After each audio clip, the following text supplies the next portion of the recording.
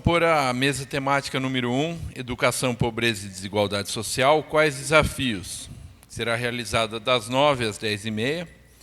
E para compor a mesa, chamamos a professora doutora Maria Cecília Luiz, que é a coordenadora do curso de Educação, Pobreza e Desigualdade Social. A professora doutora Maria Cecília Luiz possui graduação e licenciatura em Pedagogia pela Universidade Federal de São Carlos, mestrado em Educação pela Universidade Federal de São Carlos e doutorado em Educação Escolar pela Faculdade de Ciências e Letras, da Unesp de Araraquara. É professora associada da Universidade Federal de São Carlos, ministra nos cursos de graduação presencial e no programa de pós-graduação em Educação da UFSCar, na linha de pesquisa Educação, Cultura e Subjetividade. Participa de pesquisas na área de políticas públicas e gestão escolar, com ênfases em temas como violência, juventude, políticas educacionais, conselho escolar, gestão democrática, gênero, vulnerabilidade e educação. Ela será palestrante do tópico 1, o reconhecimento da pobreza e das desigualdades, uma reflexão necessária. E também convidamos a professora mestre Aline Cristina de Souza, que é tutora do curso de Educação, Pobreza e Desigualdade Social, possui graduação em licenciatura em Educação Especial pela UFSCar, é mestre em Educação Especial pelo Programa de Pós-Graduação em Educação Especial da UFSCar. Atualmente é professora de atendimento educacional especializado no Sistema Municipal de Educação de Ribeirão Bonito e cursa licenciatura em Pedagogia na UFSCar. Tem experiência na área de Educação Especial, atuando principalmente nos seguintes temas: Educação Especial, Família, Paternidade e Autismo. Será palestrante do tópico 2, Pobreza e Capacidades, condições que permeiam e possibilitam as escolhas humanas. Tá. Gente, então, bom dia de novo. Né? A gente compôs a mesa rapidinho, justamente para aproveitar essa manhã, agora, literalmente, com o tema que a gente vai estar trabalhando. Eu vou abrir esse tema trabalhando a questão do reconhecimento da pobreza e das desigualdades sociais, porque eu realmente acho que é uma reflexão necessária. E eu vou abrir pensando justamente que a educação, ela muitas vezes não discute a questão da pobreza dentro da escola. E, infelizmente, cada dia mais a gente tem estado, né, infelizmente, nas escolas com essa situação de pobreza muito grande. Né? Então, eu montei essa aula inaugural com temas que são pertinentes a esse curso, né, para que os nossos alunos pudessem aproveitá-lo, e também para que a gente pudesse depois abrir alguns tópicos de debates. Eu espero que a gente tenha tempo para isso, para o pessoal que tanto que está aqui quanto que está nos acompanhando na web. Né? Eu só vou começar fazendo uma pergunta, aliás, são duas perguntas, né? E depois eu quero convidá-los a assistir um documentário argentino para a gente entender o que significa a questão da pobreza na escola. Eu vou fazer a primeira pergunta. Afinal, né, o que significa esse reconhecimento da pobreza? Alguém aqui tem dúvida de que exista pobreza? Acho que ninguém, né? Mas é bom a gente começar essa discussão levando em conta que a pobreza é um dos fenômenos mais brutais da nossa sociedade. E a gente, por estar nesse cotidiano que nos engole, a gente acaba esquecendo o que realmente é a pobreza e o que significa ela, né, representada, digamos assim, dentro da escola. Então, vamos assistir. Eu convido vocês a assistir esse documentário, que é argentino, mas ele tem uma legenda embaixo.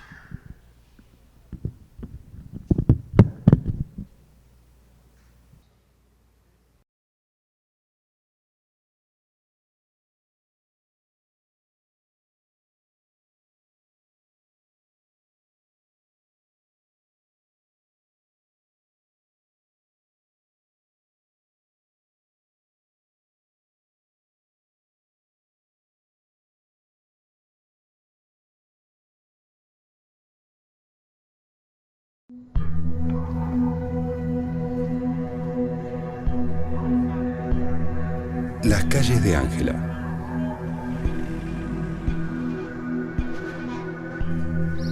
Las calles de María.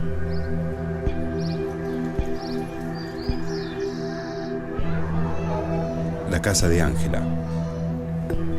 La casa de María. El padre de María. La madre. La hermana. La empleada doméstica de María. acordate que primero tenés que terminar la tarea. La madre de Ángela, los hermanos, la hermana. María, Ángela.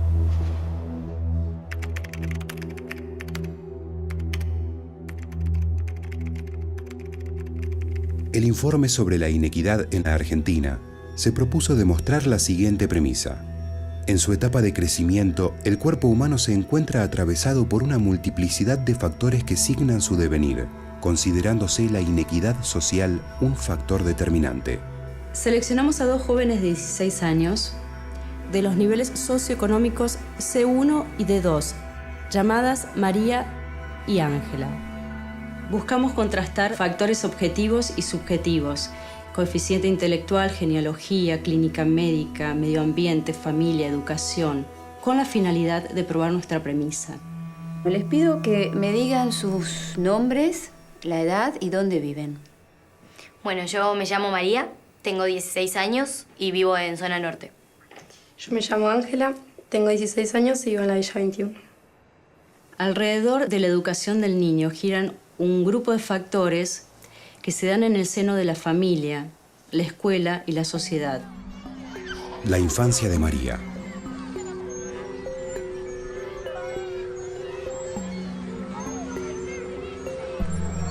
La infancia de Ángela.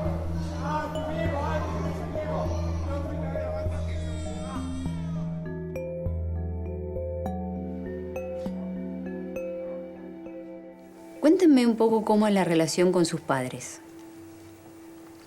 Con los míos, bárbara. Nos llevamos bien, siempre con mi papá nos llevamos bárbaro porque amo a mi papá. Genial. Ángela, ¿cómo es la relación con tu madre, con tu padre? No, yo tengo claro lo que es mi familia. A mi mamá la odio. Mi mamá a los 17 años quedó embarazada y la echaron de su casa y tuvo que empezar a trabajar y bueno.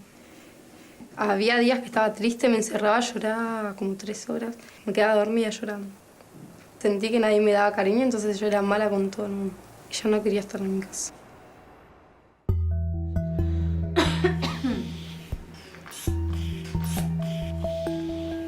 El cuerpo de María.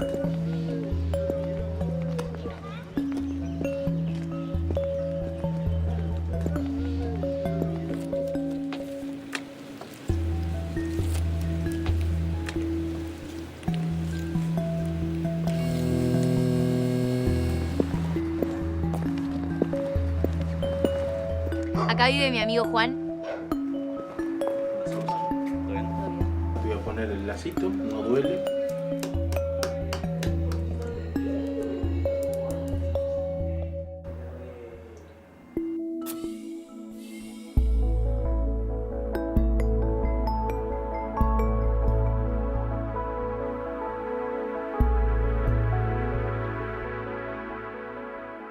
Echa el aire.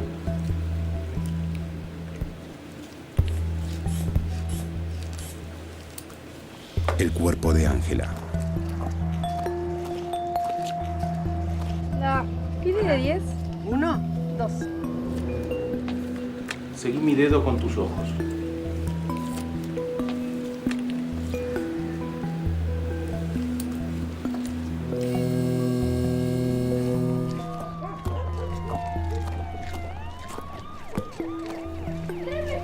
Acá vive mi amiga Jenny. ¡Jenny!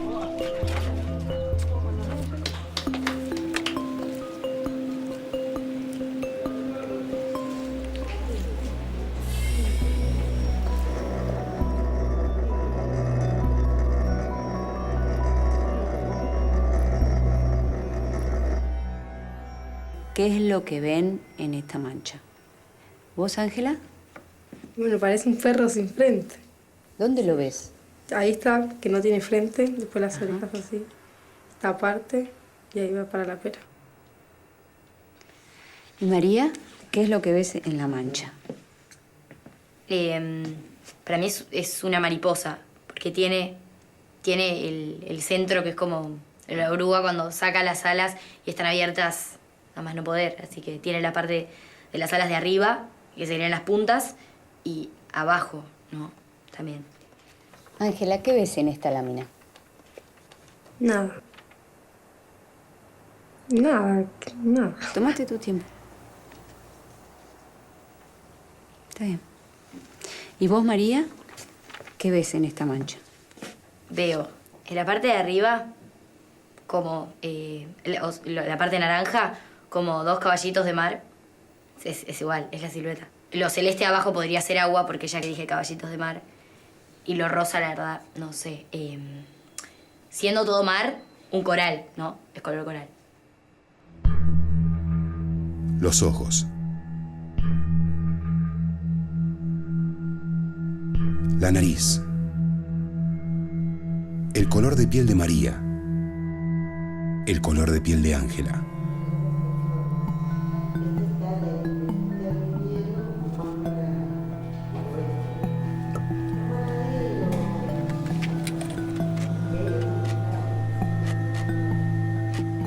María lleva los genes del conquistador.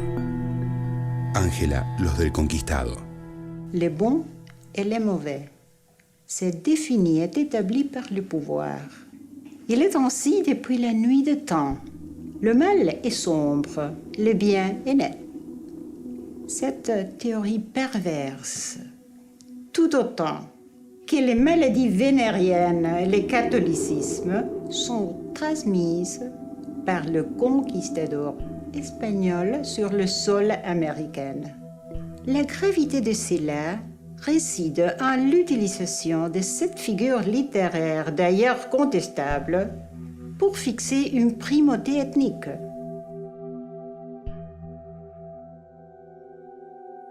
El informe concluye señalando huellas indelebles, mensurables, sobre los cuerpos. En Ángela encontramos dificultades de conexionado entre ambos hemisferios del córtex cerebral. Ángela es una muchacha retraída, con algunas dificultades para conectarse con sus emociones y para expresarlas. Si el niño no recibe los nutrientes necesarios, esto determinará su futuro. La educación, el amor. Lleva las marcas de su entorno precario. Existen aquí diversos niveles deficitarios, proteínas, glóbulos blancos, tiamina, que determinan una mayor vulnerabilidad. No la soporto, yo le dije a ella que no la quería, que no quería que se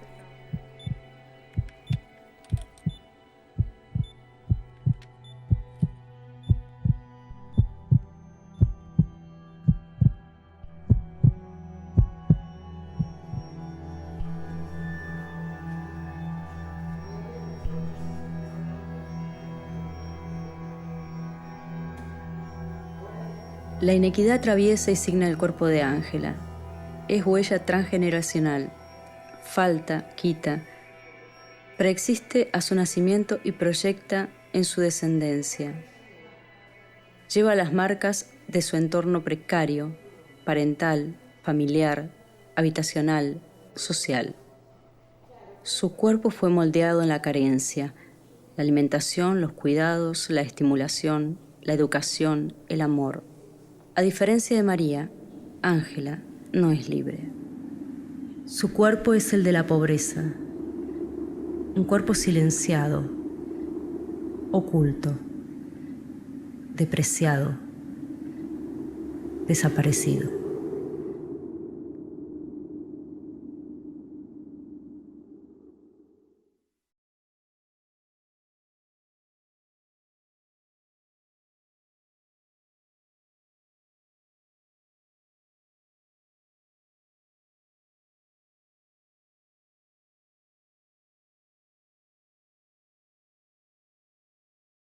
É muito forte. Eu gosto muito desse... E até porque ele é argentino, né? A gente pode, óbvio, pensar algumas questões muito parecidas aqui no Brasil, mas até porque ele é argentino, a gente pensar que a pobreza ela não tem país, né? Ela não tem hemisfério. A pobreza existe em qualquer país, inclusive nos países desenvolvidos, né? E o que me choca... e que me chocou, e eu gostei de chocar, e assim, no bom sentido, chocar, que é a palavra, é no sentido de que a gente está num momento de conforto, às vezes, na vida da gente, que a gente não para pensar exatamente que nós lidamos com pessoas, não só pessoas que estão em ambientes, né, precários, como foi colocado aqui, né, com questões habitacionais, sociais, educacionais, mas são corpo, né? Quando bate aquele coração da Ângela, o meu coração, olha, eu já assisti isso 500 vezes, até hoje meu coração bate junto, né? É um ser humano, né? Ela tem um corpo que é silenciado, um corpo que é oculto, porque nasceu, né, de uma geração que está sendo há muito tempo oprimida, como eles colocam aí os espanhóis, porque está na Argentina, né? E porque não teve condições, muitas vezes, né, de estar numa situação melhor, em todos os sentidos. E é interessante porque resgata um pouco também daquilo que a gente já discutiu muito em outras épocas na educação, né, que as crianças precisavam estar bem alimentadas, né, que as crianças precisam ter uma série de substâncias, vamos dizer assim, mais, né, nutricionais, né, para poder aprender. Evidentemente que a gente não descarta isso, né? E aí a gente foi um pouco mais adiante com a educação e começou a pensar nessa questão do contexto, né? Onde essas crianças vivem e o que elas recebem, né? Quais são os referenciais que elas têm. E é tão difícil para a gente entender o que é esse corpo desaparecido, né? O que é esse corpo aí. Eu vou perguntar para o pessoal da web, eu de pé falando é ruim, né? É melhor eu sentadinha quietinha? Porque eu não consigo, né? Posso levantar para falar? É ruim? Não, se for ruim, eu fico sentadinha. É melhor? Posso ficar de pé? Ai, porque eu tenho faniquito. Então, assim, na verdade, eu quero recuperar agora, eu falando agora depois desse vídeo, que a questão da pobreza é um dos fenômenos mais brutais que a sociedade pode fazer para um ser humano, a gente consegue entender melhor, né? Nós, infelizmente, a gente precisa, e a gente está numa sociedade extremamente visual, né? A gente precisa enxergar, às vezes, com os olhos, não só do coração, mas os olhos que a terra há de comer. E aí eu peço para você passar para mim, Clarissa. No curso também tem esse quadro do Cândido Portinari, que eu acho fantástico, né? Que aí representa bem a questão da pobreza, inclusive, né, no nosso norte, nordeste, na época, né, de 1944. E a gente repensar essas questões. Eu estou falando do local do Estado de São Paulo, e tenho noção de que estou no Estado de São Paulo, mas eu quero dizer para vocês que o Estado de São Paulo, eu fiquei pasmada, né, inclusive quando soube, eu também não sabia, então não sei se vocês sabem, ele é o segundo estado brasileiro, depois da Bahia, que recebe mais bolsas do programa Bolsa Família. Nós temos uma pobreza gigante dentro do nosso estado e a gente acha que a gente está num estado maravilhoso, né? Que não tem problema algum com a pobreza e tudo mais. E aí eu pus isso aqui de propósito, né? Às vezes a gente pensa que pobreza é só, né, em outros estados, mas é também no nosso estado.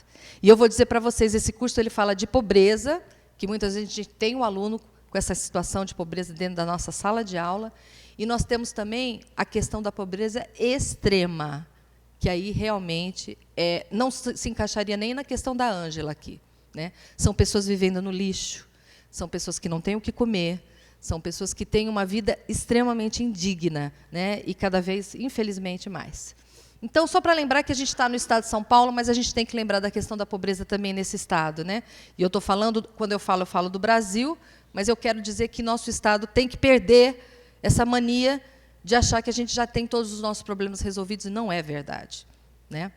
Nós temos aqui, talvez, uma classe média um pouco maior do que em outros estados, que também já não aguenta mais, né? Que tem que lidar com todas essas questões. Vamos lá. Nessa mesa, então, durante o curso também, a gente vai abordar essas questões, e eu trouxe perguntas para vocês. Eu quero que vocês pensem e repensem essas questões que são tão importantes hoje, para um diretor, para um vice-diretor, né, para um professor coordenador, como diz no Estado aqui de São Paulo, ou um coordenador pedagógico, um PMEC, né, e qualquer professor de sala de aula, né, o que entendemos sobre pobreza e educação. E no começo desse curso, eu posso dizer que o Miguel Arroio ele fala com uma propriedade assim fantástica, e realmente ele conquistou, né, os meus alunos, os meus pesquisadores, a minha equipe. A gente está realmente muito assim comprometida, porque é um curso que mexe com as nossas entranhas. Por que pedagogo e pedagoga? Por que professores? Por que diretores não enxergam a pobreza dentro da escola? Por que a gente finge que a pobreza não existe? Né? Então, o que a gente entende de pobreza e educação? né? Quais são as causas da pobreza? Às vezes a gente pensa que a pobreza é o nosso inimigo, e ela é. Acabei de falar que ela é o fenômeno mais terrível da nossa sociedade. Mas em que sentido a gente pode pensar que essas causas vêm das pessoas que estão conosco dentro da escola? Né? Que oportunidades teriam elas? E aqui muitas pessoas, não só presencial, mas à distância, podem perguntar assim, mas tem pessoas que têm oportunidade e não querem. Isso chama-se subjetividade. E isso chama-se generalização. É horrível. A gente não pode generalizar. Quando eu falo subjetividade, eu digo que cada um tem a condução da sua vida e faz as suas escolhas. Eu concordo. E tem muitos jovens, inclusive abastardos, com dinheiro, oportunidade, que estão usando drogas também. As escolhas são subjetivas. Tirando as escolhas subjetivas, quais são as outras escolhas que as pessoas têm? Aquelas que realmente não têm oportunidade e gostariam de ter. Né? Então, a gente aqui não está falando de julgar pessoas e de generalização. A gente está falando de educadores. Né? A gente está falando do lugar da educação, que é o lugar que devia de repensar essas questões, inclusive por conta da desigualdade social. Quais são os impactos das nossas visões e posicionamentos sobre pobreza no processo educativo? O que isso tudo que está dentro da escola hoje tem impactado a gente e tem transformado o nosso trabalho, inclusive, dentro de sala de aula? A gente não para pensar. A gente não discute isso. A gente só tem que responder formulário e atender, de preferência, né, os resultados importantes que tem que ter todas as escolas. Mas, quero dizer bem claro aqui, que eu acredito que toda escola tem que ter resultado. A gente não pode generalizar, viu, gente? Você pensar em melhorar a educação na sua escola e ter resultados é uma coisa boa. O que você não pode é fazer da sua escola um objeto de promoção para resultados. Aí não dá. Né? Aí é outra história. Será que compreendemos que a pobreza está relacionada com as questões políticas e sociais, com a gestão, as práticas educacionais e os currículos? Será que a gente enxerga a Ângela? Porque ela já está aqui no vídeo, ela ficou desaparecida. E talvez ela esteja desaparecida dentro dos nossos olhos também. Né? E eu quero falar da Ângela, porque a Ângela, inclusive, é uma argentina. Né? Então, é uma pessoa bem representativa do mundo, vamos pensar assim. Né? É fundamental perceber, antes de tudo, qual é a nossa posição, de onde falamos e o que percebemos sobre essa temática. E aí eu vou começar aqui, por isso que eu faço questão de começar, não é porque eu quero apresentar algo, aparecer, ou porque eu sou a coordenadora, mas quem me conhece, eu trabalhei 7 anos com o Conselho Escolar e com a gestão democrática, e eu sempre começo qualquer curso e qualquer palestra que a gente faça, qualquer promoção educativa, dizendo que tudo começa de nós mesmos. Se eu não acredito na gestão democrática, eu posso falar que a manhã inteira, a semana inteira, o mês inteiro, o ano inteiro.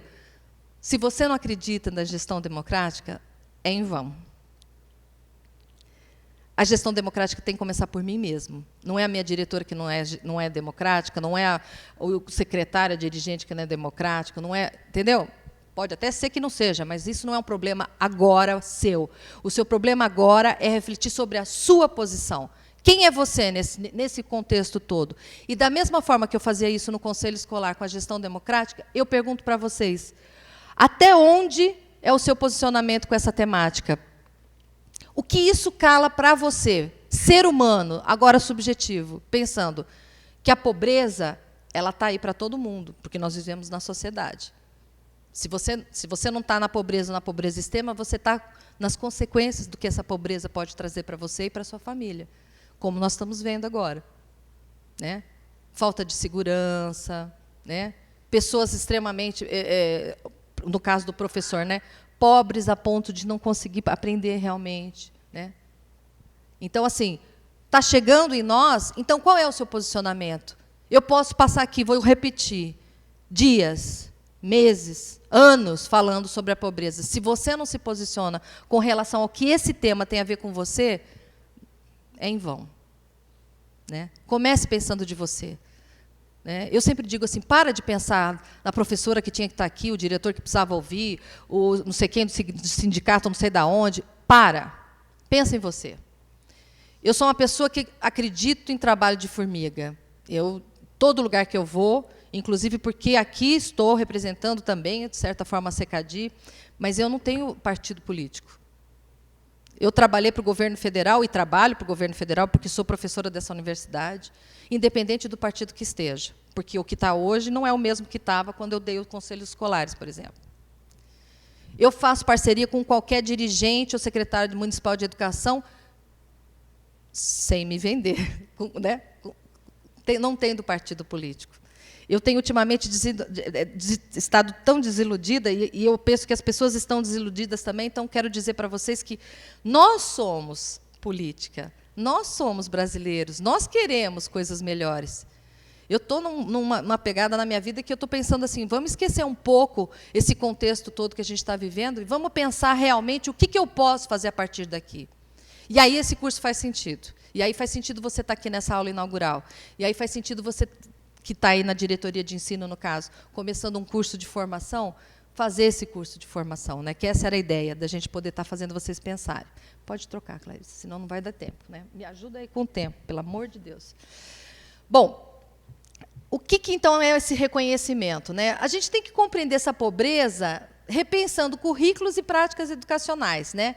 Essa coisa da sensibilidade para ouvir e para incorporar as questões que com a vivência, essa vivência da pobreza, elas são emergentes. E eu costumo dizer para os meus alunos assim, o tempo todo, desde a teoria geral de administração, porque eu trabalho com a gestão, né? Que a gente vê lá, né? Desde o Taylor e do Fayol, que a gente vê que a escola bebe dessa perspectiva de que os alunos têm que se adaptar à escola. E nós estamos tentando pensar aqui com vocês, não é porque eu quero, é porque eu preciso sobreviver. Nós temos que se adaptar aos nossos alunos. É esse o correto. A escola existe porque existe aluno. A escola existe porque precisa ter aprendizagem desses alunos. E a gente precisa lembrar disso de vez em quando. Né? Ela não existe porque é um emprego, ela não existe porque tem um tempo que eu sou obrigada a ficar ali dando aula. Né? Eu acho que ser educador é muito mais do que você ter um emprego. E eu não estou falando aqui de ser um santo, né? De ser um... Eu não gosto dessa história de ficar colocando, né, o educador como uma pessoa que tem que arcar com tudo. Você não precisa arcar com tudo, você precisa acreditar. Porque quando você acredita, você mostra isso para os seus alunos. Você demonstra isso para os seus colegas. Eu falo que é que nem um vírus. Esse vírus ninguém quer passar. É o vírus de alguém que reconhece o outro, né? Então, assim, como é que a gente pode, enquanto docentes, gestores da educação, como é que a gente pode estar envolvido nesse contexto? E eu quero dizer que a gente tem barreiras, né, de entender o que é viver no limite. E eu não estou falando de vocês, eu começo de mim, porque como eu faço um trabalho comigo mesmo e com a minha equipe, eu começo por mim mesma. A gente tem barreiras para entender o viver, esse negócio de viver no limite. Ninguém gosta de assistir coisas que realmente nos chocam, na verdade, né? Porque isso nos lembra que nós estamos num lugar confortável e tem coisas acontecendo agora nesse mundo que não deveriam estar acontecendo, né? Isso me lembra, por exemplo, quando a gente está nesse momento agora, infelizmente, né, no Rio de Janeiro, com todo aquele exército ali, né, de você estar focando ali, a filmadora Fio está filmando ali as comunidades e tem todos aqueles prédios de luxo, assim, ao redor ali, né? Isso nos lembra que pensar que alguém está vivendo no limite nos incomoda. E aí é importante a gente esclarecer aqui que você considerar um estudante pobre, que tem carências intelectuais e morais, né, que carrega para a escola, você está tendo uma porção de perspectivas com relação ao seu conhecimento, seus valores, seus hábitos de estudo, sua disciplina, e da sua moralidade. Eu não sei se eu me faço entender aqui, porque eu faço os slides, mas eu mesmo não leio os meus slides, né? Eu quero dizer para vocês aqui que nós temos uma concepção moralista, né, sobre os pobres e sobre a pobreza, que ela é uma cultura política e é pedagógica. Não vem falar para mim que é só política, não. Nós, a começar por mim e pelos meus alunos, nós temos uma concepção moralista do que é pobreza, né? Então, aí, a gente pensa a pobreza na perspectiva moral. Então, são os pobres de espírito, né? São aqueles que produzem essa pobreza material, porque isso nos incomoda, como eu já falei. Então, a gente precisa pensar assim, ó, até que ponto eu tenho olhado o meu aluno como alguém que realmente pode conhecer? Até que ponto eu tenho respeitado esse aluno como alguém que pode ter um hábito de estudo, não igual, talvez, o do meu filho em casa, não igual o da Maria, mas um hábito de estudo como nas possibilidades da Ângela, né? Como é que eu posso ter uma moralidade na escola para a figura da Maria se eu tenho uma moralidade da figura da Ângela dentro da escola? E quem somos nós para dizer se isso está certo, se está errado? Quem somos nós? Nós somos educadores. A gente tem que acreditar no ser humano. O ser humano precisa se sentir valorizado. As crianças já não tiveram nada. E se a gente não dá mais nada para ela, ela vai ficar de que jeito? Não é para passar a mão e falar que é coitadinho.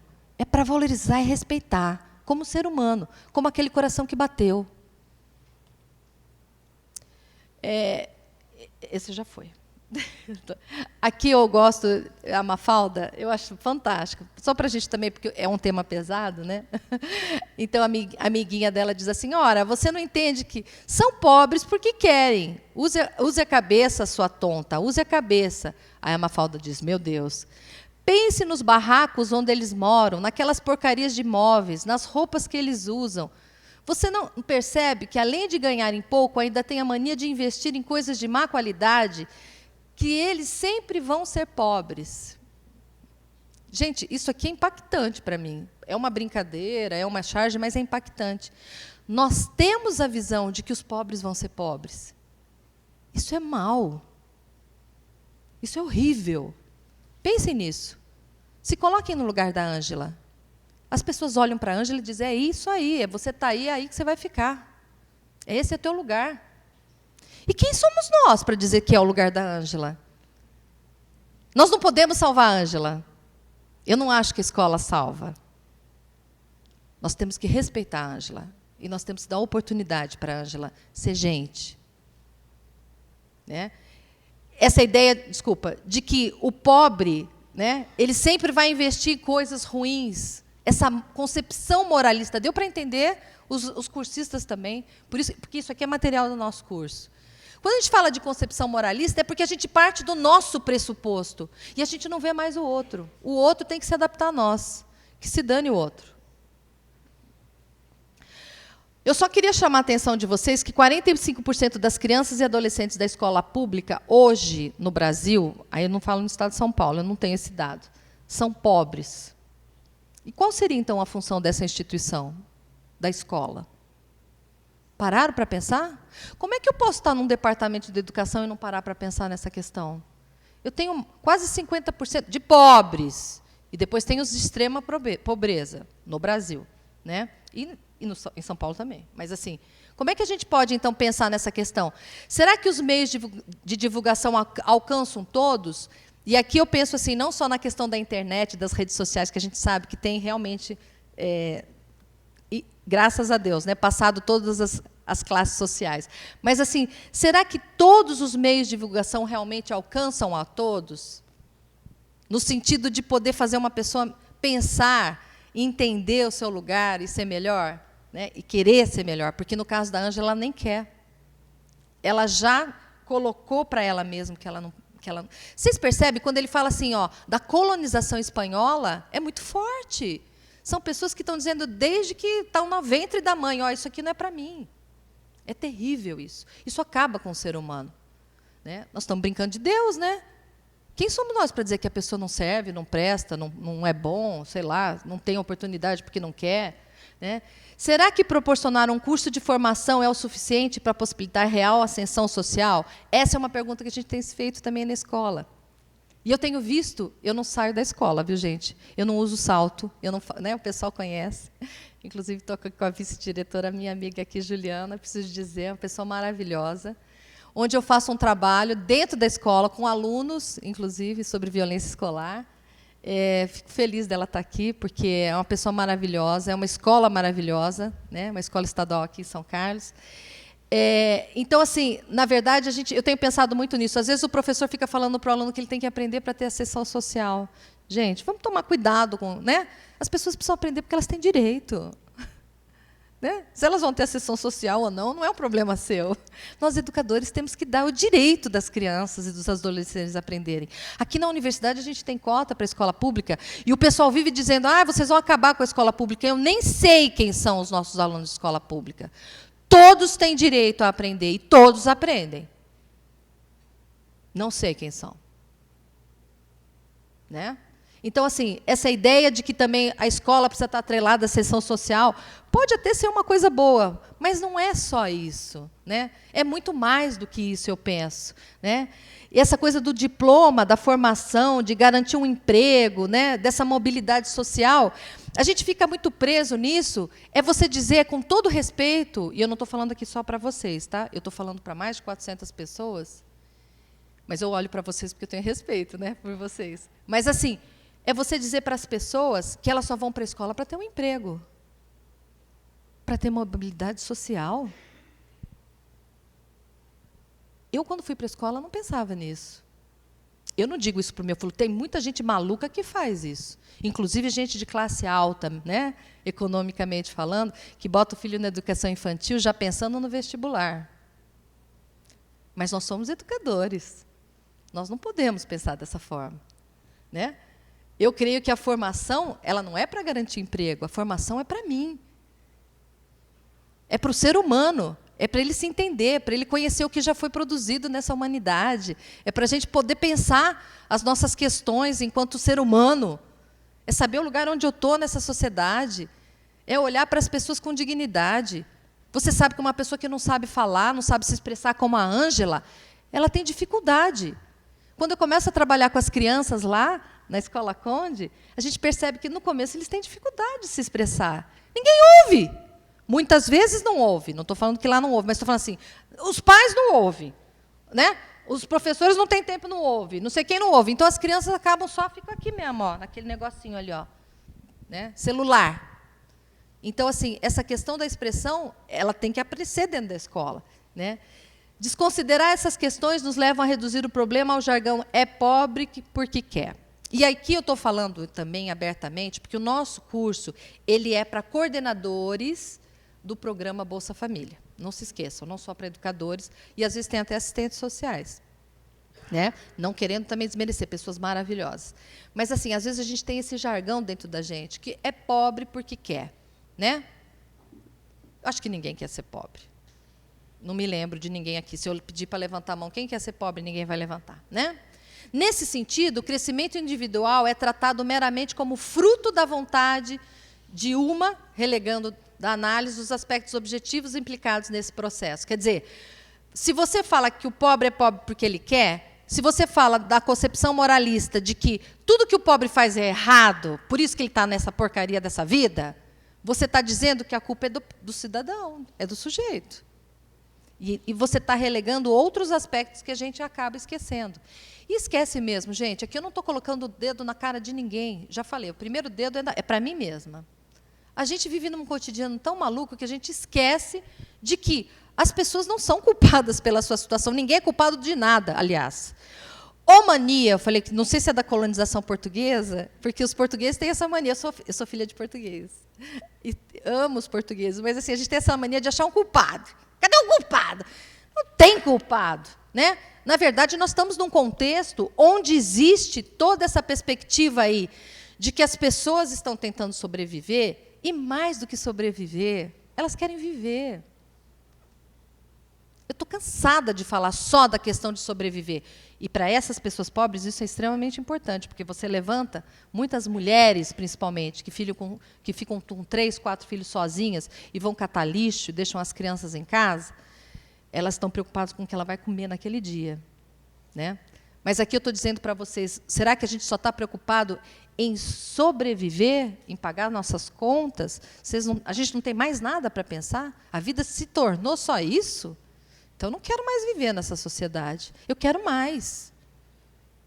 É por isso que eu sempre falo que assim, é um contexto social, mas é um contexto subjetivo também. A gente precisa querer mais. As pessoas estão muito, não pobres de espírito, né, que eu acabei de falar, né? Mas elas estão muito, muito pouco reflexivas. Né? Elas estão com poucos sonhos. Esse país nos mata, eu falo, né? Em alguns sentidos políticos, principalmente. Né? E aí a gente quer pensar outras coisas. A escola tem sofrido muito nesse impacto todo. Né? A gente, assim, numa das nossas atividades que eu estava fazendo lá na escola, você escuta crianças crianças, para mim é crianças, né, de 11, 12 anos, que eu fico com o 6º, 7º ano lá, eles já dizendo da impunidade que existe nessa sociedade. Como eles amadureceram rápido, né? Eu não me lembro de 11, 12 anos eu falar sobre impunidade desse jeito. Nesse país não tem justiça, eles falam. A gente vê impunidade. Né? É tão difícil você viver já num país sem justiça, né? Onde a criança com 11, 12 anos já tem... A gente ficou conversando um tempão depois, eu e as minhas... Não são essas, são outras minhas alunas. A gente passou assim, puxa, eu não lembro, porque eu sempre penso em mim. Eu falei, não lembro de ter essa consciência. Porque está muito forte, né? E a gente tem muitas redes sociais, a gente tem muita informação, então as crianças sabem de tudo.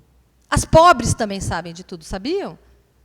Por isso que está cada vez mais difícil, né?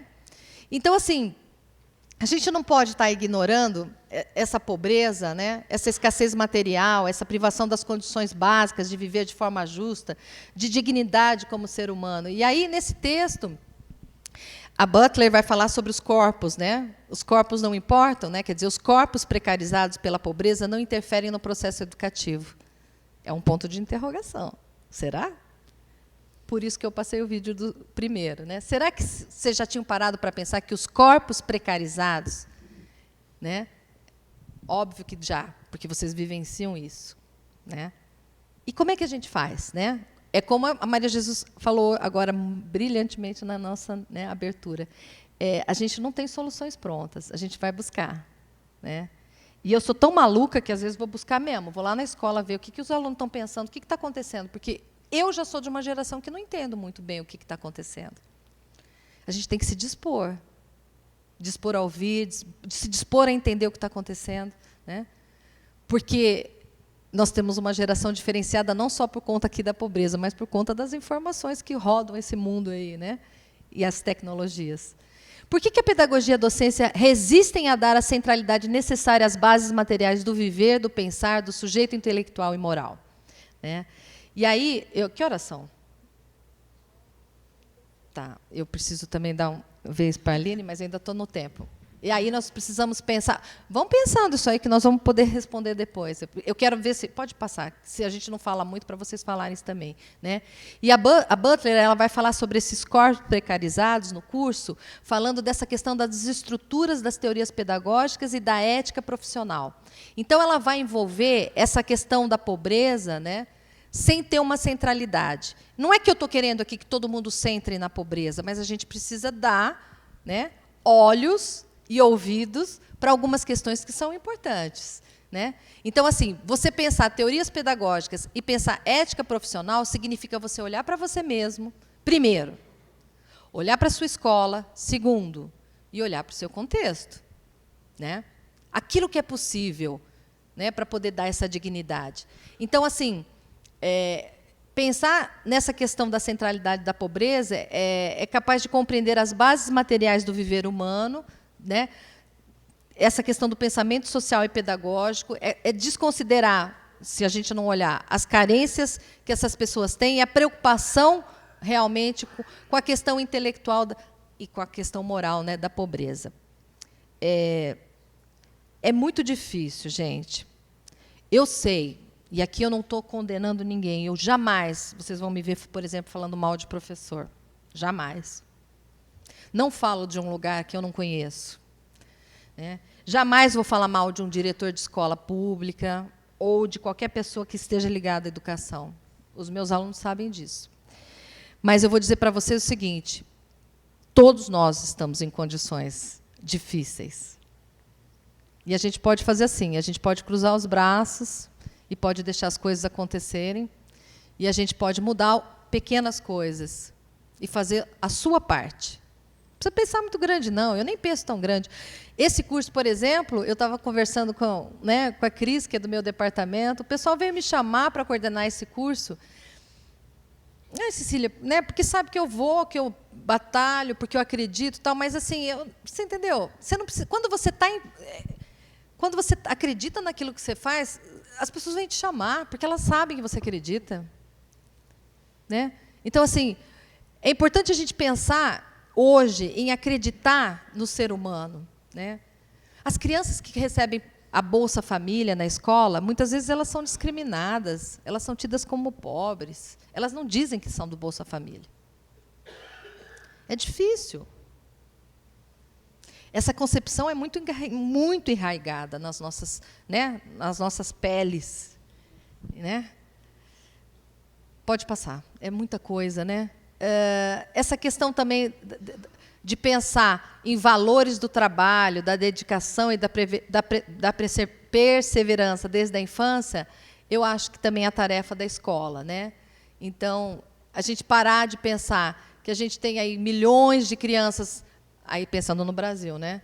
E de adolescentes, às vezes, na extrema pobreza, e tentar moralizar eles, né? E tentar dizer assim que as famílias não fazem aquilo que deveriam fazer. Eu não discordo. É verdade, a família não está fazendo. A escola não é lugar para se educar. É verdade. Vocês têm toda a razão. Mas e aí?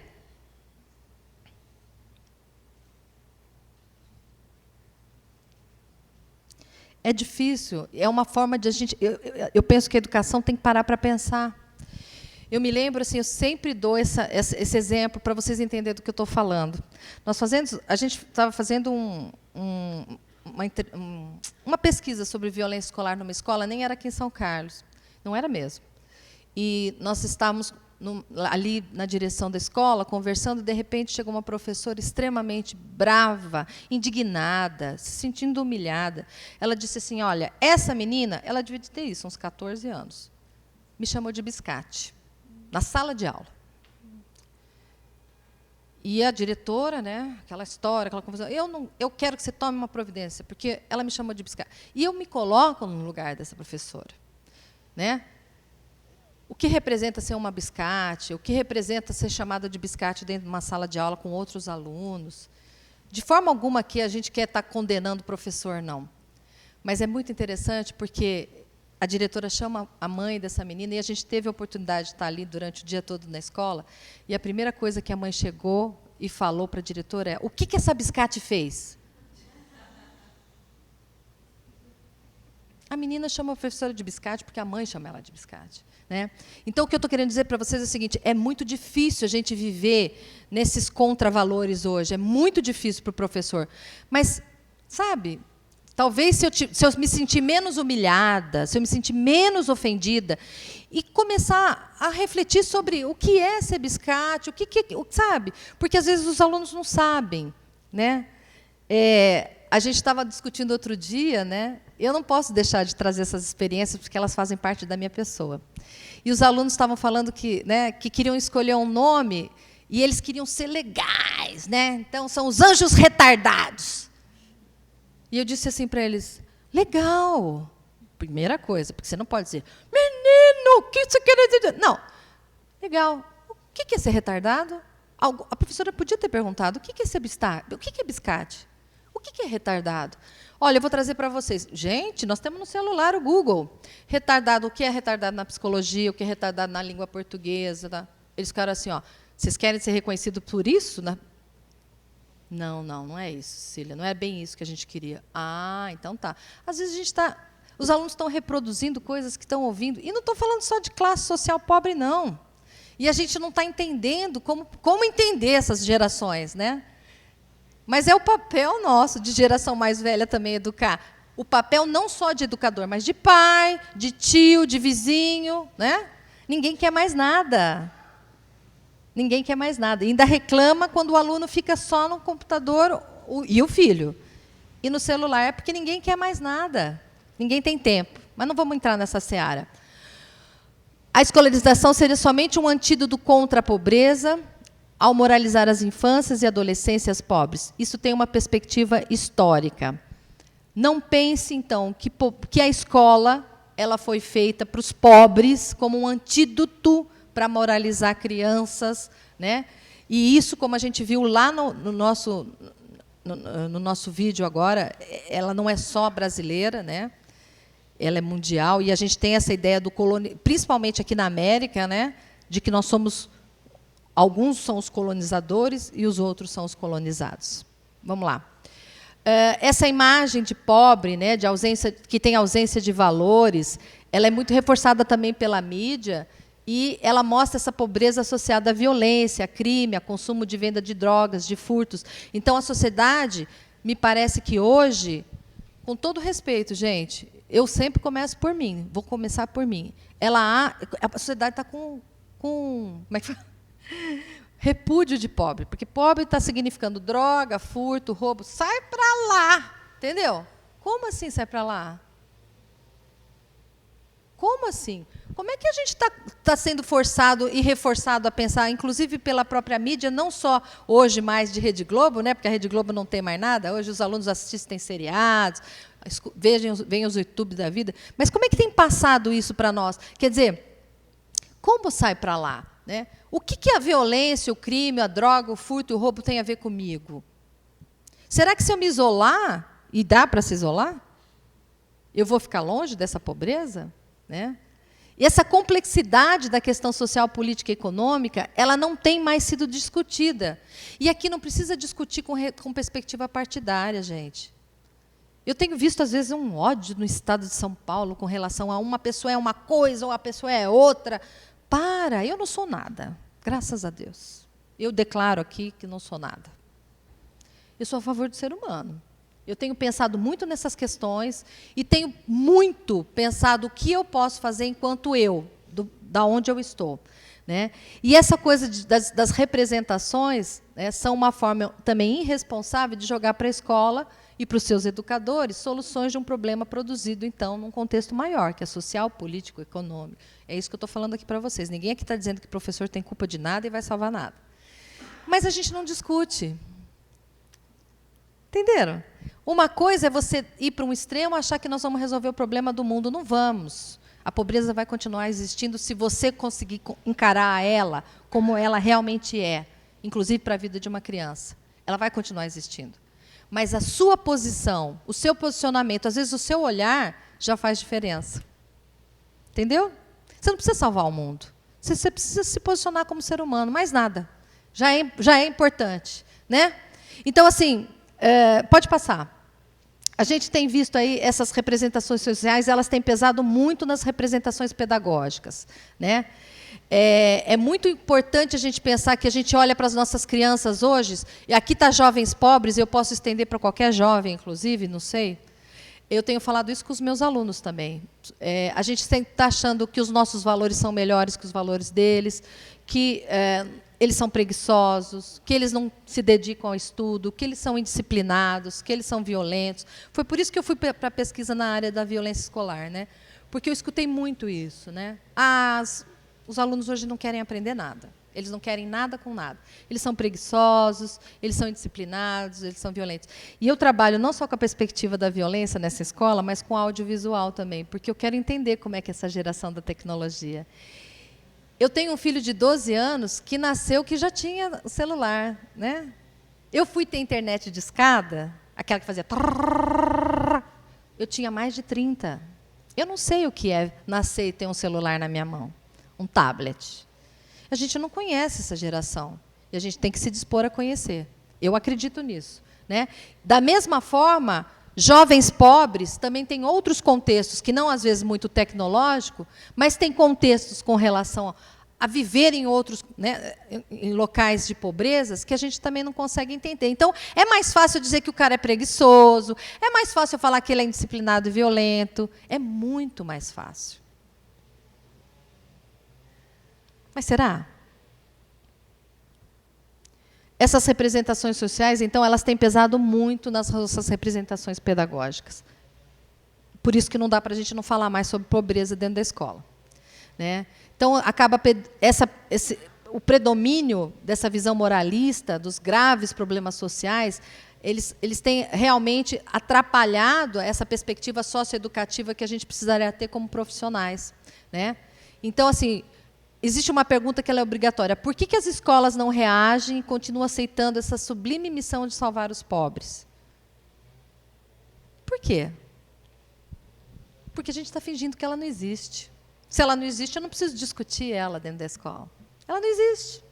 É que nem a Ângela. A Ângela, no final do nosso documentário, ela desaparece. Ela não existe. Enquanto a gente fingir que esses problemas não existem dentro da escola, a gente não consegue nem pensar alguma solução para eles, né? E aí, a gente pensar que a Clarissa já está me cutucando aqui, está desesperada, nessa questão da cultura pedagógica, também demasiadamente moralizante, né? A gente tem que parar de pensar que a gente fala de um degrau diferente, né? Todo professor merece todo o respeito do mundo. Eu sou professora, eu mereço todo o respeito do mundo. Eu sou professora doutora e digo que sou, porque eu batalhei muito para ser professora doutora e para estar onde eu estou hoje. Todos devem ser valorizados, você não precisa ser desvalorizado, mas você também não precisa, é que nem Nietzsche, né? Você também não precisa matar o outro para poder se valorizar. Tudo bem, gente, cada um tem seu espaço. A gente vive numa sociedade muito agressiva hoje. Pensem nisso. Deixa as pessoas ser felizes, né? Isso ocorre porque os esforços escolares não priorizam garantir os direitos ao conhecimento, mas a moralização. Então, de repente, a gente pensa assim, às vezes a gente pensa que moralizando, fica quieto, eu mando aqui. A gente consegue coisas com essa geração e não consegue. Gente, trouxe uma coisa que vocês não vão querer ver. Ah, eu quero ver, professora. Não, você não vai ver. Eu não vou mostrar. Aí eles ficam interessados. Às vezes, o tempo que vocês pedem, colocando... Nossa! E é tão fantástico, gente, as nossas experiências, assim, mínimas. Eu não sou melhor que ninguém, não. Eu fui professora da educação infantil e ensino médio, ensino superior. Mas, assim, a gente vê experiências fantásticas de que, quando você traz alguma coisa nova para dentro da sala de aula, primeiro dia, eles parecem que vão desmontar a sala de aula e a escola fica até olhando, né? Tipo, nossa, o que essa mulher está fazendo? Porque eles não estão acostumados. No segundo dia, eles entenderam como funciona. No terceiro dia, eles não abrem a boca, eles participam, eles querem fazer, eles gostam, né? A gente não está fazendo uma escola que as crianças gostem. E fazer uma escola que as crianças gostam não é vestir palhaço e fazer malabarismo, ok? Escuta o que elas gostam. Começa escutando o que vocês gostam, né?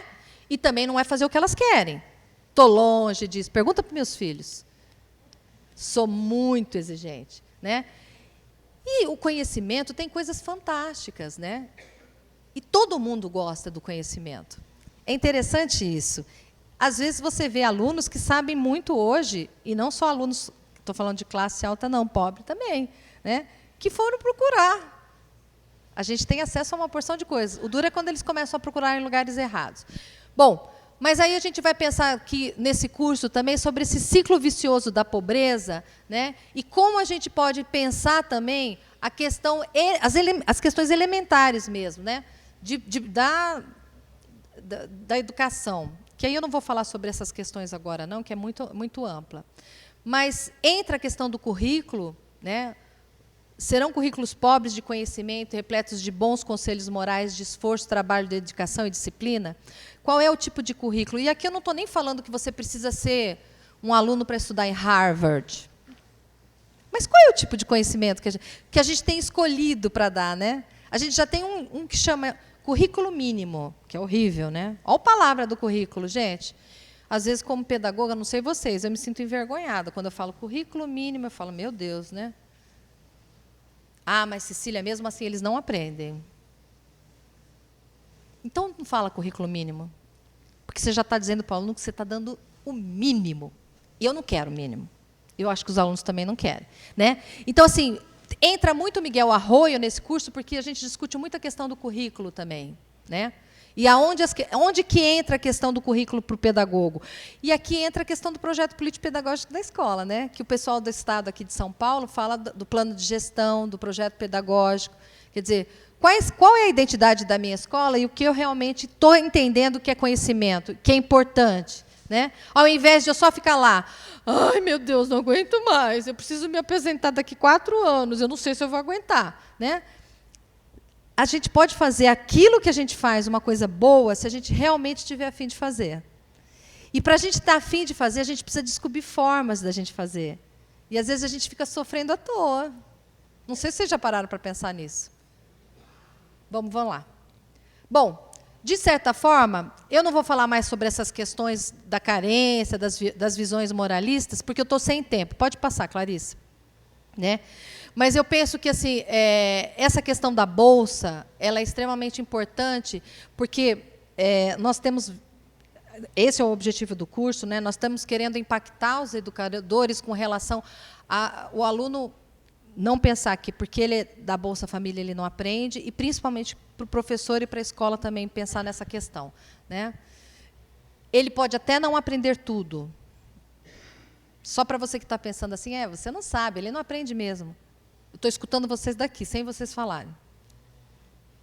Eles podem não saber tudo. Eles podem não aprender tudo, mas alguma coisa eles aprendem. A gente precisa acreditar nas pessoas, senão fica difícil. Sem começo não tem meio, não tem fim, né?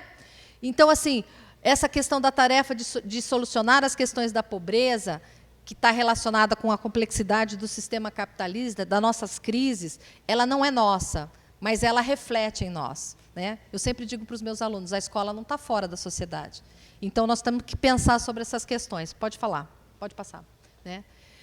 E aí a gente vai falar um pouco também desse padrão racial, sexista do trabalho. Esse curso vai falar sobre a questão da pobreza extrema, né, e do Bolsa Família, em outras perspectivas fantásticas, né, que é a questão do indígena, né, a questão do negro, é a questão do outro, né? E é muito interessante. Apesar das pessoas acharem que isso é moderno, que isso é da universidade, eu não acho nada disso. Eu acho que isso é do viver mesmo, de cada um de nós. Olha para o teu lado, né? Olha para o teu lado, é coisa assim do dia a dia mesmo, a gente pensar nessas questões. A minha fala é só para estimular vocês a pensar no assunto, tá? Então, esse é o meu objetivo aqui. Pode passar. Eu espero que já estejam estimulados, né? Por que a escola e as teorias pedagógicas atentam tão pouco para esses processos de produção social da pobreza? O que está faltando na gente, né? Por que a gente não está dando esse direito para as nossas crianças de aprender? Eu não estou falando nem de crianças que vão se emancipar, que vão mudar, vão transformar, vão mudar as classes sociais. Eu não estou falando disso. Eu estou falando por que a gente não dá o conhecimento para essas crianças. Aprende a ler, gente. Aprende a escrever, aprende a se expressar, sabe? Aprende a ser humano, né? Então, vamos. Aqui, então, a gente tem... Esse aqui também é muito forte para mim. Aí, de um lado, a gente tem assim, ó, não tem que dar bolsa para preguiçoso, tem que, olha lá, não tem que dar bolsa preguiça, desculpa, é verdade. Tem que ensinar a trabalhar.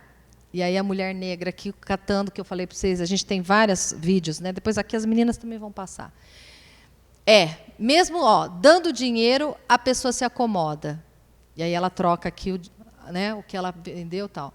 Fora esse povo, tem mais filho para viver de Bolsa Família, né? Então, esse é uma charge que tem calado muito as nossas vidas, né? E é por isso o curso também. Quanto a gente é mal, né, gente? A facilidade de ser mal do ser humano é tão prática, tão rápida, né? E eu não estou aqui para julgar ninguém, né? Quem sou eu? Mas é muito fácil você falar do lugar de onde você está, às vezes, que uma pessoa tem filho porque precisa de Bolsa Família, ou uma pessoa vive na preguiça porque, né, a Bolsa Família. E assim a gente vai criando um preconceito, uma discriminação que às vezes você não está entendendo nem de onde que vem, né? Nós estamos falando da Ângela. Vocês se lembram da Ângela?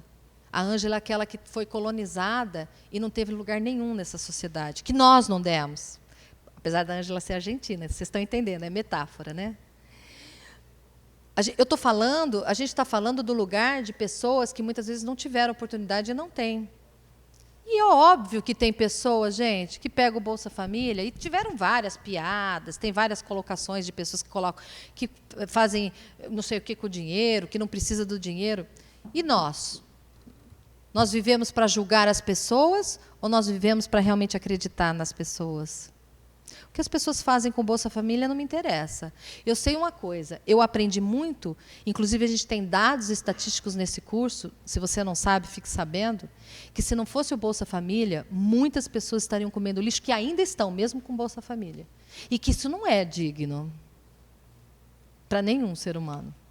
Enquanto eu não sou a favor de Bolsa Família, tipo, eu queria que todo mundo tivesse um emprego, que todo mundo pudesse se sustentar. Deu para entender? Ninguém está aqui falando, Bolsa Família. Não, mas eu preciso dar condições humanas para as pessoas, muitas vezes, né? E principalmente para as nossas crianças e adolescentes, né?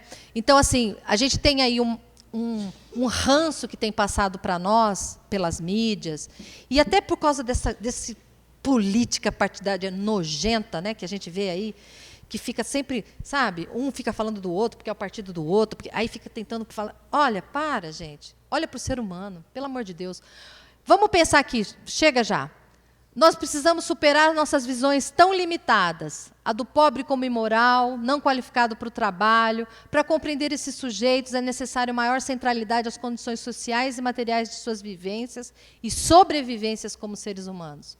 Os percursos escolares trazem as marcas das trajetórias de vida, das condições sociais que lhes são dadas para produzir suas existências.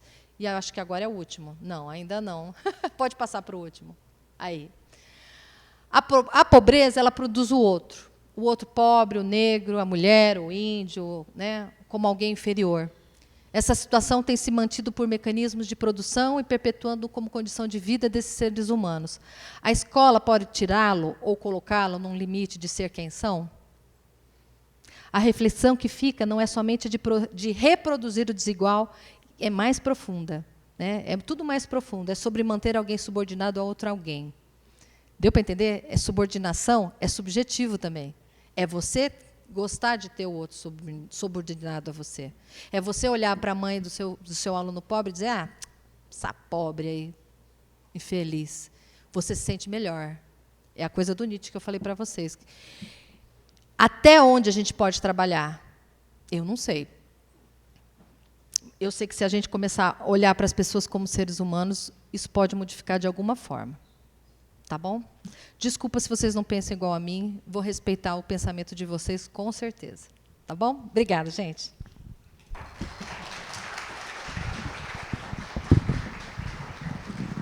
Você quer falar desse? Tá. Então vou sair daqui.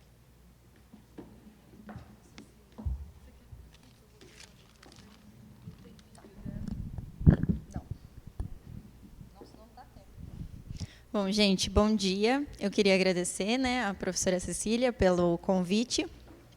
E o tema, então, que nós vamos discutir hoje vai ser pobreza e capabilidades. São as condições que permeiam e possibilitam as escolhas humanas. Você vai passar? Tá. E aí, toda a nossa discussão dessa temática vai girar em torno da pobreza e de uma terminologia chamada capabilidade. E mais para frente eu vou explicar o que é esse termo, tá? Mas a gente também vai trazer outros elementos, como a educação e as políticas públicas. Pode passar. Só que para a gente entender como está a nossa atualidade, a gente precisa voltar um pouquinho e compreender como era antigamente.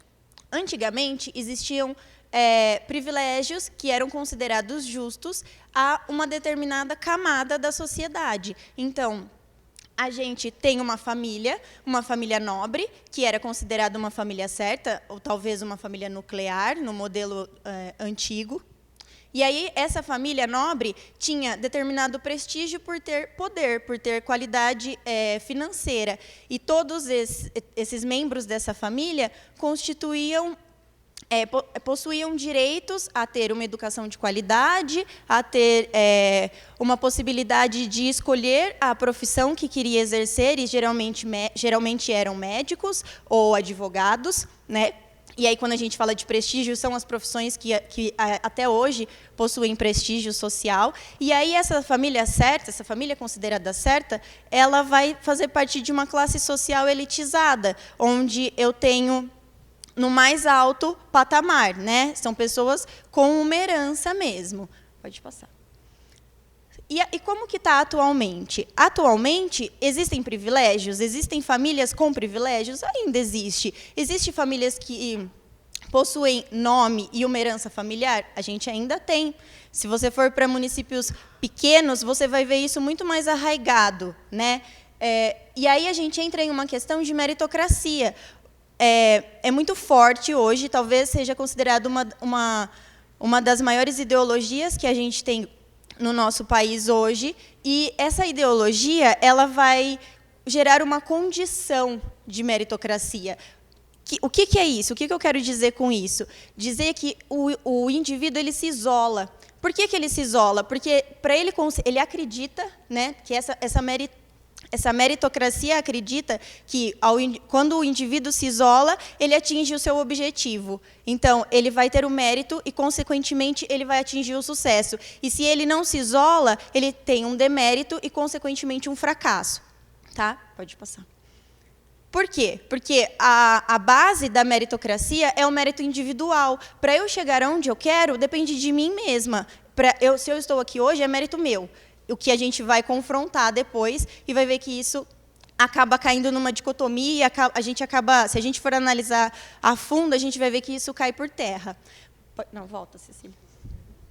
Por quê? Porque o mérito individual é isolar-se na sociedade como se os meus resultados dependessem de mim, das possibilidades que eu tenho, que foram ofertadas a mim. Então, cabe somente a mim, tá? Pode passar. E aí, o que a gente entende por possibilidades? Possibilidades é o que é ofertado a mim. Então, para eu chegar até a universidade, qual o caminho que eu trilhei? Né? Coube somente a mim conseguir chegar até aqui? E aí a gente vai ver que não, que existem 3 principais tipos de condições para que eu chegue, para que eu atinja o meu objetivo. A primeira condição são condições objetivas externas, o que está acima, talvez, de qualquer condição, porque são condições básicas, condições que eu preciso ter, é o mínimo que eu preciso ter para eu me desenvolver bem. O que são essas condições externas? Segurança, eu preciso viver com segurança. Hoje a gente não tem. Se a gente dizer que a gente tem uma segurança total, é mentira, né? A gente precisa ter uma escola pública gratuita e de qualidade. A gente tem?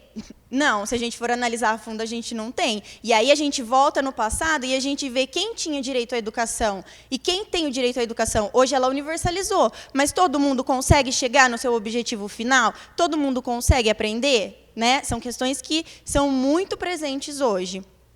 A gente precisa de um sistema de saúde público efetivo. A gente tem sistema de saúde público? A gente tem, mas ele é efetivo? Ele atende a todo mundo? Ele consegue, se eu for hoje, eu consigo ser atendida imediatamente? Ou eu preciso passar por protocolos de cores diferentes para ver quem tem o problema maior e vai passar na frente? Né? Se eu for marcar um exame, eu consigo para a semana que vem? Não, existe uma fila de espera, então é bem precário. E, por fim, uma infraestrutura. Eu preciso de uma infraestrutura básica, com saneamento básico, com energia elétrica, água, rede de saneamento básico, esgoto. Se eu não tenho isso, quais as minhas condições de desenvolvimento? Né? Então, esses 4 elementos são condições externas que não cabem somente a mim, que vêm para mim, para que eu me desenvolva. Tá? E aí, a gente vai ter as condições intersubjetivas, que aí a gente confronta a questão da meritocracia. A meritocracia diz que é o indivíduo se isolar na sociedade. E quando eu falo de condições intersubjetivas, eu afirmo que eu preciso de outras pessoas para chegar aonde eu quero chegar. Por quê? Porque eu sou um ser social. Eu vivo em sociedade, eu sou um ser humano. Consequentemente, eu dependo da cooperação de outras pessoas para chegar onde eu quero. Eu dependo de outros membros da sociedade. Por quê? Porque eu estabeleço relações sociais. Eu me relaciono com pares. Para eu chegar onde eu quero, tem pessoas que se mobilizam, se motivam ou se solidarizam com o que eu quero, fornecem o que eu quero. Né? Para a gente estar aqui hoje, a gente precisou da ajuda de muitas pessoas. Então, dizer que é mérito só de uma pessoa, isso aqui está acontecendo hoje, é a gente esquecer toda essa questão social. Né? E, por fim, a gente vai ter as condições subjetivas, que aí sim é o que cabe a mim, é o que eu tenho de capacidade e de habilidade, mas que é dado a mim, né? E para que eu possa me desenvolver dentro de tudo dentro de todo esse contexto social. Então, são 3 elementos que juntos, um não reduz ao outro, eles são extremamente importantes e que, para que eu consiga atingir o meu objetivo, eu preciso de uma sociedade totalmente organizada e, consequentemente, eu preciso de pessoas que colaboram, mas eu também preciso ter as minhas capacidades de querer ir atrás também, né? Então, pode passar. E aí a gente vai entrar na capabilidade, que é a questão subjetiva, que é a minha capacidade mais a minha habilidade. Juntando esses 2 termos, a gente vai criar um terceiro termo, que é a capabilidade. Tá? Pode passar. O que é a capabilidade? É um termo americano, capability, que foi traduzido e ele foi criado por Amartya Sen e Martha Nussbaum. E esses autores vão dizer o quê? O que eles querem com esse termo? Compreender de que maneira as políticas públicas influenciam nas nossas capabilidades. Como que as políticas públicas influenciam diretamente na minha capacidade e na minha habilidade de me desenvolver. E aí eu vou dar exemplos depois que a gente vai ficar mais fácil de entender isso. Então, a junção dessas duas palavras vão gerar condições de realização e funcionamento. O que eu entendo por funcionamento? Oportunidades. Quais as oportunidades que eu tenho ao longo da minha vida, no decorrer da minha vida, para que eu consiga chegar? Eu tenho a minha oportunidade e a Cecília tem outra, e nós chegamos ao mesmo lugar nós temos o mesmo objetivo, mas nós chegamos do mesmo jeito, né? Quando a gente está lá no final, o meu caminho foi igual ao dela? Quais as oportunidades que a gente teve? E aí, por funcionamentos, né, por oportunidades, eu compreendo que são atividades ou estado de coisas que podem ser valiosos para as pessoas, e aí nós vamos falar de funcionamentos valiosos mais para frente. O que eu entendo por funcionamentos? Eu consigo decidir livremente pela minha vida qual a profissão que eu quero exercer, qual o voto, para quem eu vou votar, qual a decisão política que eu posso ter pelo meu país. Isso são funcionamentos, isso é um rol de escolhas que eu tenho a partir das oportunidades que eu tenho. Tá? E aí eu vou dar um exemplo simples, que vocês vão conseguir entender o que é a capabilidade. O exemplo é andar de bicicleta. Nós temos duas pessoas. O Fonseca, ele é graduado, gerente de uma empresa renomada, faz parte de uma classe alta da sociedade, ele escolhe ir de bicicleta para o trabalho dele por conta da sua saúde e da sustentabilidade. Ele é uma pessoa consciente.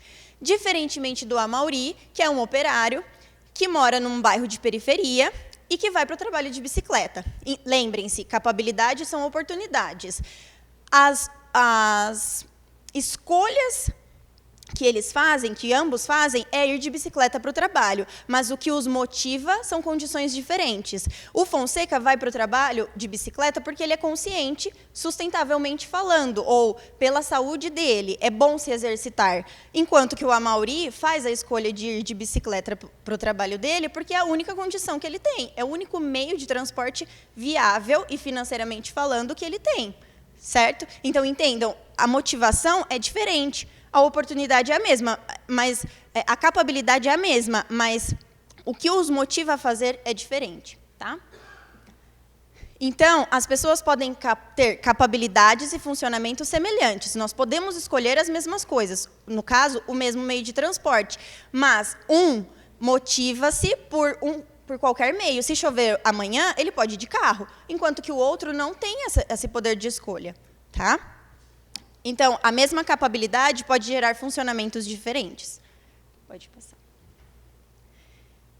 E aí, para a gente compreender tudo isso, é que a capacidade de alternativas, as escolhas que a gente tem, está diretamente relacionado à minha capacidade e à minha habilidade de escolher. Se eu só tenho uma escolha, um poder de escolha, e eu só tenho dentre um rol, eu só tenho uma possibilidade, é só aquela que eu vou escolher, não tem como eu fugir disso. Tá? E aí a gente entra relacionando a capabilidade com a pobreza, que talvez seja a gente colocar o dedo na ferida mesmo e ver que possui uma relação direta entre capacidade, habilidade e pobreza. Existe, diretamente. Elas estão intrinsecamente ligadas. E talvez eu diria que seja um tripé. Se cai um, você mantém o ciclo vicioso da pobreza, né? Você mantém aquilo. Existem vários tipos de funcionamentos valiosos, né? Lembram, funcionamentos são as oportunidades que a gente tem. A gente precisa ter autoestima, a gente precisa ter uma nutrição saudável. Se eu não estou nutrida, eu não consigo ir para a escola e ter um objetivo que é estudar e compreender o que está sendo transmitido para mim e estabelecer trocas. Eu preciso participar da política do meu país. Isso são funcionamentos valiosos, tá? E estão diretamente ligados com a pobreza. Deixa eu passar. E o que a gente entende por pobreza? A gente entende que a pobreza é um estado de pessoa pobre, de quem tem carência do necessário à sobrevivência. A gente não está falando de miseráveis ainda, a gente não fala de miséria, a gente fala de quem ainda tem algum meio para conseguir se manter, seja indo no lixão buscando alguma coisa para vender, tá? Essa falta do que é necessário à sobrevivência, porque sempre vai faltar algo. Pessoas miseráveis faltam muita coisa. A gente está falando de alguém que falta alguma coisa, algum tipo de coisa. Tá? E aí, qual a relação com a política pública? Onde que entra a política pública nisso? Entra diretamente e influencia diretamente na questão da pobreza. Por quê? Porque as políticas públicas, elas estão diretamente ligadas às capacidades, às oportunidades que a gente tem, à nossa capacidade e habilidade de escolher.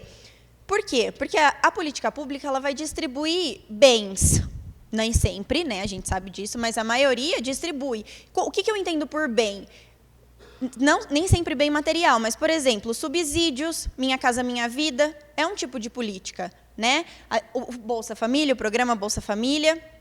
E esses bens são distribuídos pelas políticas públicas e eles são transformados em fatores de tradução. O que são esses fatores? São exatamente esses bens que eu disse. Então, eu distribuo alguma coisa para tentar romper com a pobreza, para tentar romper com esse ciclo vicioso de pobreza.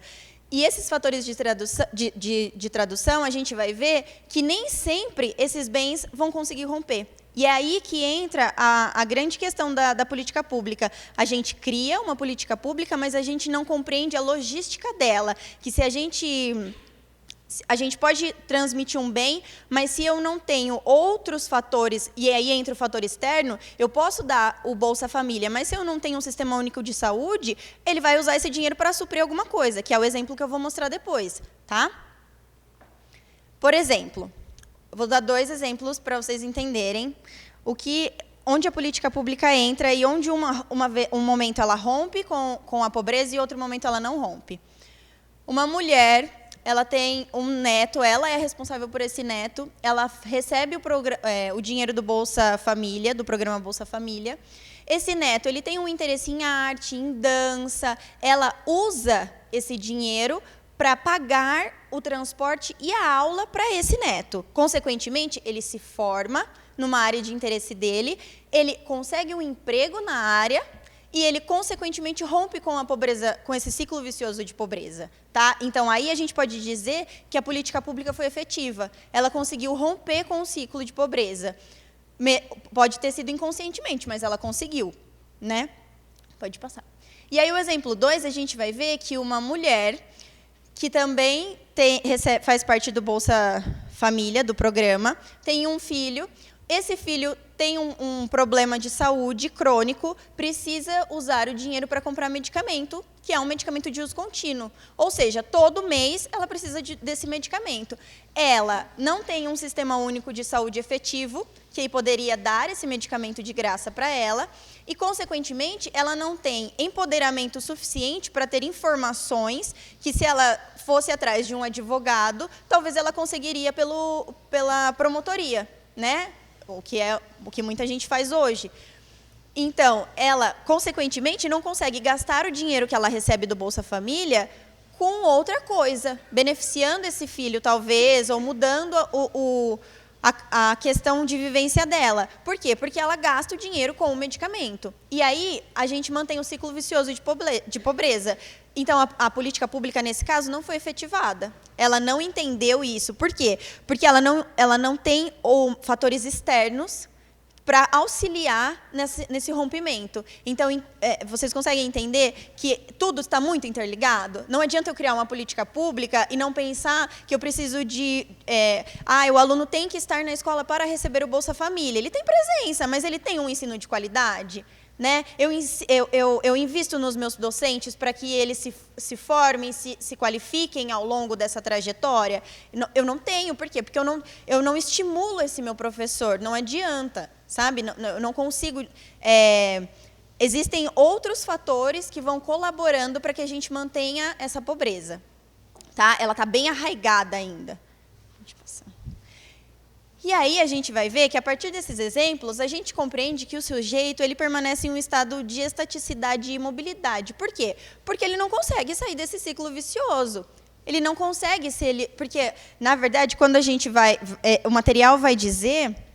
O Miguel Arroyo, no caso, vai dizer que a política pública ela vem para gerar uma liberdade e uma autonomia do sujeito. E aí a gente não consegue ver um indivíduo liberto e autônomo. Por quê? Porque ele não consegue sair, porque há outras questões intrínsecas que o mantêm naquela posição de pobreza, naquela condição de pobreza. Tá? E aí a gente vê que está totalmente ligado com a pobreza e com a desigualdade social. Tá? E aí a gente coloca a educação no meio disso tudo e pergunta, existe uma relação direta entre pobreza, sociedade e educação? Existe. Existe e diretamente elas estão interligadas. Por quê? Olha o exemplo. Uma criança de família desestruturada, subnutrida, morando em um casebre, com condições mínimas de desenvolvimento, péssimas de desenvolvimento, né? A gente pode afirmar que essa criança pode decidir livremente pelos seus estudos e alcançar bons resultados? Ela pode ser resiliente e conseguir sair dessa situação. Mas se isso não acontecer, a gente pode julgar, pode responsabilizar isso somente a ela, só cabe a ela sair dessa situação? Né? Não, a gente não pode dizer isso. Pode passar. Por quê? Eu vou explicar o porquê. Porque o sucesso escolar, que é uma questão que muitos acreditam de meritocracia, a gente vai ver que é um funcionamento valioso. E que esse funcionamento valioso ele está completamente atrelado ao conjunto de capacidades que a gente tem. Então, são as nossas oportunidades, o que é ofertado a gente, a nós. Se eu não tenho condições apropriadas de desenvolvimento, como que eu vou responsabilizar uma criança por ela ter uma evasão escolar, um fracasso escolar? Né? Está tudo muito interligado. E por condições apropriadas, eu entendo presença de infraestrutura, que, são as condições externas, professores eficientes, ou seja, condições intersubjetivas, são pessoas que eu encontro ao longo do meu caminho, que me ajudam a chegar no meu objetivo final, que é a aprendizagem. Né? Então, eu preciso de um local adequado para estudar. Se eu moro num casebre, como é que eu vou estudar? Eu não tenho nem lugar para dormir direito, né? E eu preciso do apoio dos meus pais. Os meus pais estão tão preocupados que eu não tenho o que comer, como que eles vão me incentivar a estudar? Né? A gente vê que o foco muda, se transforma e não passa a ser o estudo, né, para uma criança, passa a ser a preocupação existente em torno daquela situação que ela vive de pobreza. Ou seja, vários são os fatores que vão englobar o fracasso e o sucesso escolar e por isso a gente não deve culpabilizar ninguém por isso, né? Não só não só em questão educacional, mas em questão laboral também, né? Se uma pessoa não conseguiu chegar no objetivo final dela, não quer dizer que ela não foi capaz, e sim que outras condições, ela sofreu influência de outras condições para que não conseguisse chegar, né? Pode passar. E aí, qual é o papel do professor nesse cenário, do educador? E aí, educador, gestão e todo mundo, né, que está envolvido no cenário educacional, na instituição. É fundamental. Por quê? Podem ver, está tudo interligado. O professor ele está diretamente ligado à educação, e a educação está diretamente ligada à pobreza, e a pobreza está diretamente ligada ao professor e ao aluno. Por quê? Tudo está tudo tão amarrado, tão interligado, que se uma pessoa não consegue compreender o papel dela, colabora para que todo o resto dê errado. Né? Se uma coisa não funciona, todo o resto pode desandar. Né? Não adianta só eu ter a minha boa vontade, eu preciso de outras condições. Pode passar. E aí, para finalizar, a gente vai ver que no papel do professor, como que ele precisa ser? Ele precisa ter a sua própria capacidade. Não adianta nada ele dar o livro para o aluno e achar que ele está fazendo alguma coisa. Ele precisa estimular, porque aí é a mesma coisa que eu fornecer o dinheiro do Bolsa Família, mas eu não dar condições para essa família se desenvolver. O professor é a mesma coisa. Ele precisa ter as suas próprias capacidades, ter a sua habilidade e a sua capacidade de auxiliar os seus alunos ao longo desse desenvolvimento escolar. E mesmo de vivência, de vida, de formação. Esses professores precisam ser engajados, né? Eles precisam ser abertos em estabelecer relações de troca, e eles precisam ser acima de qualquer coisa, neutros, por mais que eles tenham a opinião deles, eles precisam compreender a vivência e a individualidade do outro, e eles precisam ser qualificados, porque de nada adianta eu ter um professor muito engajado se ele não tem também um conhecimento científico para passar, né? Um conhecimento adquirido, né? Se ele não aceita esse estabelecimento de troca e que ele compreenda que o aluno também pode contribuir para que ele cresça. E por fim, não, volta. E por fim, eu preciso que esse professor promova a liberdade. Lembra quando eu disse que a política pública, ela, de certa forma, mantém o indivíduo em uma questão de prisão, ele não consegue sair da pobreza, do ciclo vicioso? O professor tem essa capacidade, indireta talvez, de libertar os seus alunos. Como? Por meio da educação. Todo mundo fala que a educação transforma? Transforma. A gente consegue muita coisa com a educação, talvez tudo com a educação, né? E como que ele vai conseguir por meio da educação? Aumentando o conjunto de capacidades desse aluno. Ele vai aumentar a capacidade e a habilidade de escolhas desse aluno. Como? Tornando reflexivo, tornando esse aluno crítico, que ele consiga ser consciente perante a sociedade que ele vive, que ele compreenda que ele não vive nessa situação de pobreza porque, Deus quis assim. Não, ele vive porque existe todo um sistema, né, que colabora para que ele continue assim, e que ele pode sair, sim, dessa situação, mas que ele precisa também escolher, fazer boas escolhas, né? Pode passar. Essa é a última. E aí a gente, então, finaliza considerando que pobreza, capacidade e educação estão intimamente relacionados, estão intrínsecos, né? Um não reduz ao outro, eles funcionam diretamente interligados, e que, para a gente romper com a pobreza, a gente precisa ter a educação e a capacidade juntos, né? Que as políticas públicas precisam ir além desses bens ofertados, é aquilo que a gente falou, não adianta eu dar o subsídio, mas eu preciso considerar fatores de tradução como mecanismo de mudança. Eu preciso considerar que esses bens vão transformar a vida dessas famílias, desses indivíduos que vivem na pobreza. E eu preciso também empoderar esses professores e a instituição escolar num processo libertário e emancipatório. Por quê? Porque eu preciso entender que a escola, como instituição escolar, ela é fundamental para o desenvolvimento do aluno como cidadão, com caráter, com valores e tudo mais. Ele já traz isso, mas a escola ajuda a moldar, a transformar e a melhorar esses valores que esse indivíduo tem. Então, liberdade e emancipação é fundamental dentro da instituição escolar, né? Para que ele consiga compreender qual é o papel dele perante a sociedade e qual é o papel da sociedade com esse indivíduo, né? E aí a gente entra em direitos humanos, que é também um assunto que a gente fala muito, né, no nosso curso, e a gente compreende que nós temos muitos direitos, mas que nós não temos muitos conhecimentos acerca desses direitos, e como a gente, de certa forma, fecha os olhos para determinadas situações, né? Vamos levando assim, né? Vamos seguindo. Então, eu acho que é isso. É um assunto que deixa a gente muito intrigado, que dá vontade de estudar muito mais, porque a gente vai vendo a fundo como que a nossa realidade existe, né? Como que ela é bem massacrante. Tá? É isso. Muito obrigada.